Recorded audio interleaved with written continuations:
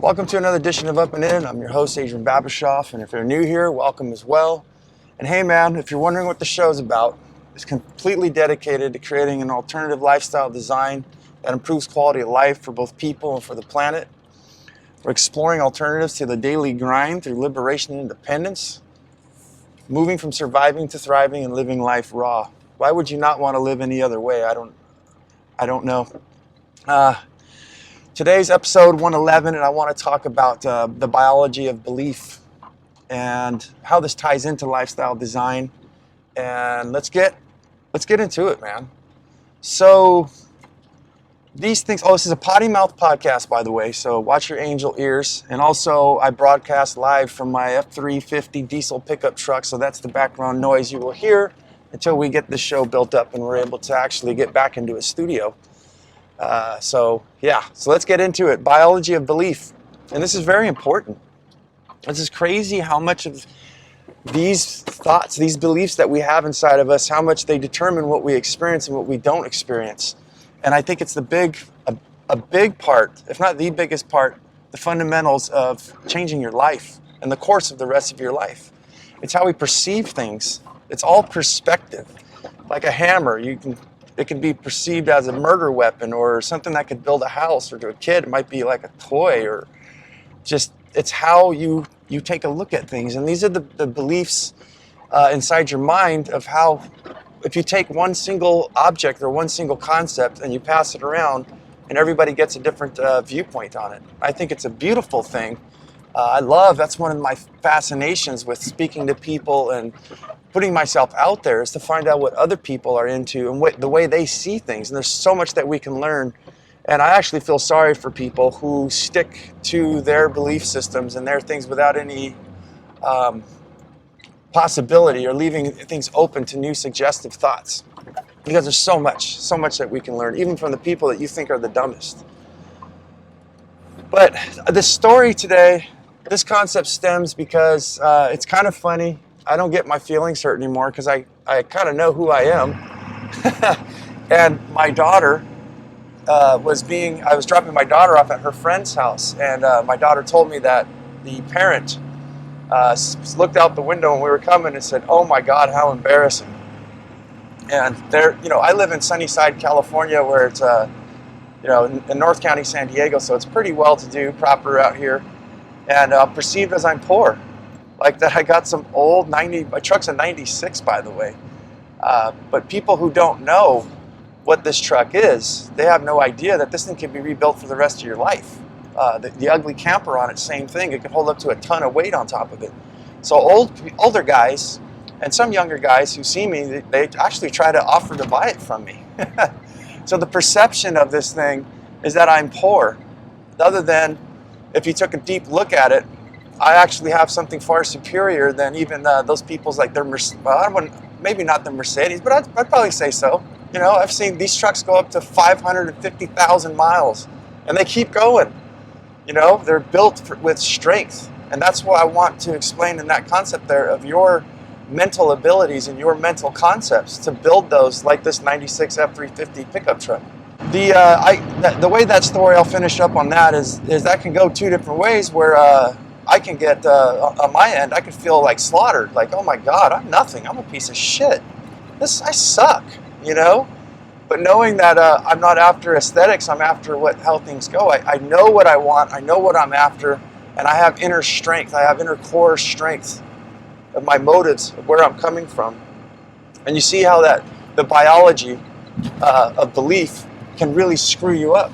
So I want to jump ahead of my notes here to a guy named Bruce Lipton, who wrote, I know we're getting a little twilight zoney on you guys today, so I haven't ever done one of these, and I've got a lot of weird shit I think about all the fucking time in my head, and I think about millions of different things I'd love to share with you guys. But yeah, Bruce Lipton is basically, he was messing around with human cells, and what he found out was epigenetics. And epi means above, and of course genetics means genetics, but what he proved is that these genetics has nothing to do, supposedly, other scientists aren't grabbing onto it, adhering to it.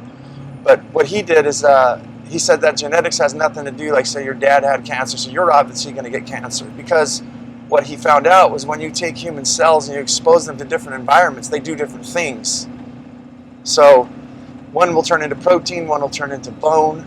They do all different things. They adapt to their environment. But the more peculiar thing about what I got from Bruce Lipton was that the biology of belief is that he calls it the honeymoon stages. And he says when you fall in love, for instance, the food tastes good, you're full of energy, you're vibrant. And he says nobody turned a switch, nobody did anything to you, you decided to be happy. And why can't we live that way intentionally? So when you think this is like a trick, as I say all the time for lack of better definition, is that you actually tricked yourself and you fell in love and you were like, dude, I am super happy. It's as the old people, the dying regrets of the old people who are dying. And they say that they wish they would have known, the top 10, I wish I would have known that happiness was a choice and I could have just been happy.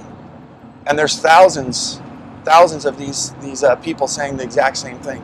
If we're able to get a hold of our belief systems and accept things into our life, like love, falling in love, then we can change things around. It's healthier for your mind, for everything. Let's look at the opposite too of what happens when you get divorced.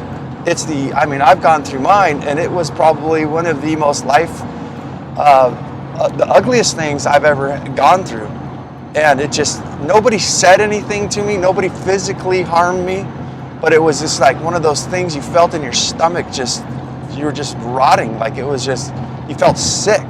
I felt sick, and it's still like years, let's not get it. It's a long thing to like, what the hell just happened? I also heard something interesting that verbal abuse I can't remember what source I got it from, but scientists are suggesting that verbal abuse is far more damaging than physical abuse. Yeah, the biology of belief. I would like to say too that there's a desire and a resist thing here, where as much as you want something, you don't want it. And there's a very easy thing to do is just get yourself a piece of paper and write down what it is that you want. And then on the other side, you're going to draw a line through it. And on the other side, you're just going to start asking yourself questions. And don't worry, put yourself in your room, someplace quiet where people don't think you're a fucking weirdo. And ask yourself, you can say it in your head, say it out loud, and just say, what would someone need in order to believe to not get, whatever it is, win the lottery? And just watch the stuff that starts popping up, and you can start writing this all down. These are the opposites, the opposite polarities of your positives. This is the things that are underlying, and these are things why maybe possibly a lot of us won't get what we want or get to where we are, because just as much as we want it, we're scared of it, or we have all kinds of different shit. And we need to make amends with those things so that we can move forward and we can get a better perspective.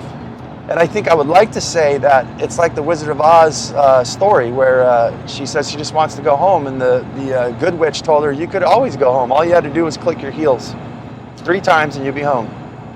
And she's always had the power, and I think that's what we all have. We don't need any gurus. We don't need anybody to walk us through. I think it's smart for us to see the ingenuity of these things, to see the mechanics of things, rather, so that we kind of know how to proceed and then go from there.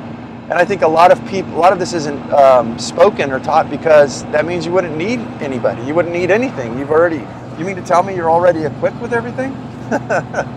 So I want to bring this one next to the Gearson Therapy. And for those of you who don't know, it's Charlotte Gearson, and I think it's Gerson, and her father made this whole thing with juicing and a whole, basically a way to heal people. And it's pretty profound because they have a 95% success rate of healing people from cancer. 95, you heard me. Diabetes, all kinds of different ailments. And very interesting because she has to go to Tijuana. They're here in Sunnyside, California, and San Diego. And in order to treat people, they made it illegal here. She has to actually go over the border into Mexico because they don't want that shit here. They don't want people getting fixed. You see how this goes? But like she says, why doctors not adhering to things like this? Because, like she says, you can't make money from carrot juice. You can make a hell of a lot more by prescribing a bunch of pills. So, yeah, but what I want to say about the Gearson thing, one of the things I picked up was that they've been healing people for so long that when somebody comes into their institution there to get healed, to get fixed, they can look and they're like, that one's probably not going to make it just by looking at them. So what I want to convey to you here is that I think many people have given up on themselves and given up because life is fucking hard, man. You don't know what to believe. You don't know what's coming, what's going, especially here. This is what, July 7th, I think. Tuesday for me. I don't know when I'll post this, but 2020. It's COVID shit. But it's not only that, it's everything. And just the fine prints and everything just bombards you. And I want you guys to get your mindset, if you consider doing that, and getting that into a sense where I want you to be the champ. Just like Mike Tyson, which is my next note here. Let's move on to that. Mike Tyson said that what he did is he did a lot of creative visualization upon other things. But basically the premise of what Mike Tyson said, for those of you who don't know, world champ boxer, the world champ. He was the champ, and that's what he says. I had to make myself into the champ before I was the champ. I thought this was fascinating. And he goes, how am I going to be able to handle being the champ if I'm not prepared for it? So he foresaw into the future of himself, preparing himself. This is what I'm going to do when I'm there. I would say the same thing if somebody got very sick. This is what I'm going to do. I'm going into Gearson Therapy or whatever you're doing, going, I am going to heal myself. I'm going there with intention and start getting rid of all those, the desire resist, the secondary thoughts that you have, the beliefs hitting in you. So very interesting, creative visualization. Here, I've done so much research on so much stuff, but one of the things I heard too is that they said the more pronounced that when you're doing creative visualization, the more you get the textures, the smell, like smell what it smells like. For instance, for me, I'd love to have a farm for my special needs daughter to grow up with like baby goats and animals and pigs and, you know, all kinds of different stuff. I think it would be wonderful for her. And that's what I do. I envision their faces and their eyes and their, you know, the smell of the hay and the trees and everything, and then the sights and just everything that get creative visualization. And for those of you who don't know, is exactly what it sounds like. Is when you kind of lay down, or just close your eyes. You don't have to lay down, do anything, but you're creatively visualizing what your life is. You're almost like daydreaming, and you're basically creating what experience you want out of something. And I know this sounds a lot twilight zoney, but I'm going to get into one right here that I'm going to tell you guys something you can take home. I haven't done it yet.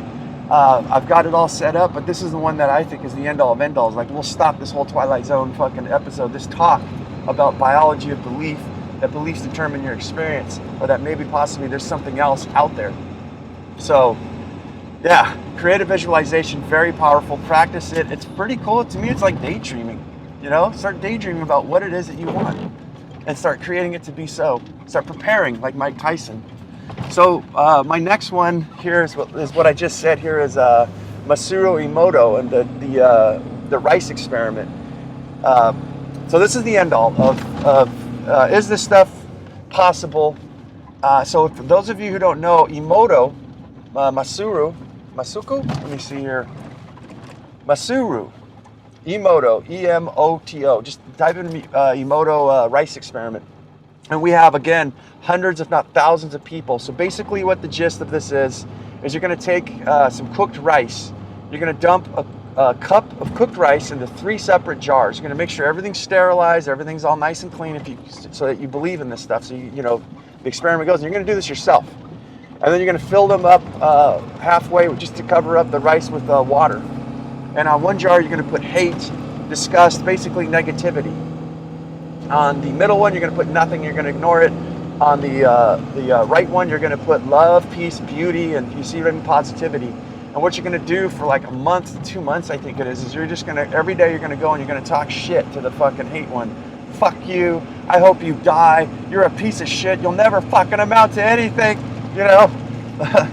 And the middle one, you're just going to just don't even say anything. Just ignore it. And then the one on the right, you're going to just give praise. You are the most beautiful thing I've ever seen in my life. I want to marry you and spend the rest of my life with you. I want to have little baby rice kernels with you. I want to kiss you and hug you and squeeze you, you know? So you're going to do this over and over again. What thousands of people have found is that the one with hate on it actually turned black. It's fucking trippy, you guys. I'd like to do a YouTube video on it possibly and take you guys with it. I've got my daughter too. Very powerful, because I think if we all see this for ourselves, then we understand what the biology and the power of belief really fucking does. So what's going on here? Why is this significant? Well, for one, just with our energy, with the symphony of our voice, the sound of it, the meaning of it, the movement of it will actually rot rice. So it'll turn fucking black if you hate it. On the other one, it starts fermenting and like it has gold bubbles. And so some people have found where it starts to rot just a little, but look at the difference in contrast, the love and hate. And the one in the center, it just kind of gets a little bit moldy and rotten because it's neglected. It's just the middle one there. But yeah, very, very, very powerful stuff. So I hope you guys see how all this ties into lifestyle design. As I opened up with this with my daughter's friend's mom saying embarrassed at the way I looked dropping my dog, that her neighbors could see, you know, some fucking poor schmuck coming over to her house and not having the ability to understand what freedom is, to never judge a book by its cover. But what's powerful, I think, is that I say this all the time on the show, is one of the most powerful things you can do for yourself is stop caring what other people think. This woman obviously is, comparing herself, trying to keep up with the Joneses, and maintain a certain level of propriety or whatever. And as I say, fuck propriety. It's about being people. I mean, I'm not saying go fucking put a toilet in the middle of your lawn and take a shit in front of everybody every day, unless that's your thing. But no, to have the decency for yourself. And I think when I see these things and I hear these things, I think we're all in debt to ourselves. Fuck the economy and things like that. We're in debt to ourselves. We're in debt to our children. And once we get this power of belief inside of us, we get our motive, we get our heading, as Jack Sparrow says in Pirates of the Caribbean. We have our heading. I say it all the time with my kids. Once you have that and you don't look back, you don't look around you just get tunnel vision and just start fucking aiming at what you got to do and believe in yourself. And I think I've said this before, but I tell my kids all the time, look, you can do this. I believe in you, but you got to believe in you. It doesn't matter what I think.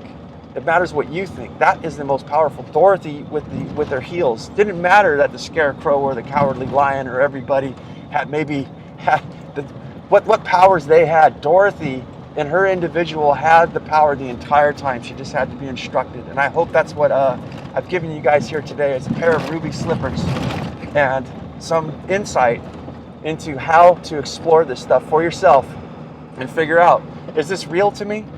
Is this possible? And please report. Please let me know. Do this experiment. If you're looking at me going, what a fucking weirdo, this guy's crazy. Well, here we go. Go ahead and try that at home. And I dare you to start living, and I dare you to start implementing good beliefs inside your systems of thinking and into your life, and see if your life does not turn out better. To not look at a hammer as a murder weapon, but look at it as something that you can use to build a fucking house. It's all perspective. It's all turning this whole shit show that we have going on here, because that's what we have. Things are fucking upside down and scrambled so fucking bad that nobody knows what to make sense of anything. And it's very, very simple. As I say, to be healthy, to go in to the grocery store and use your intuition. Your intuition will tell you, your nose will tell you, you're equipped with everything of what foods your body actually needs, what vitamins it senses. We all have this inside of us, this what do they call it? This instinct to want to help others, to be good people, to build things, to innovate. And I think to have freedom and to be happy, it's in our instincts. Let's be happy. Why are all of us fucking looking at negativity? So go out there, guys. That's the show. It's up and in it. You can check out the Facebook group. Everywhere is all up and in it. The Facebook group, Instagram, TikTok a little bit. We're trying to get that going, and we have maybe a website soon. I don't have enough followers or people commenting or anything yet, so we're going to wait on that. And yeah, as I always say, guys, go out there and have yourself a near-life experience. Don't lose your muchness. Human up. Carry on the fire. Live it, love it, own it. And bone that shit with ruby slippers on.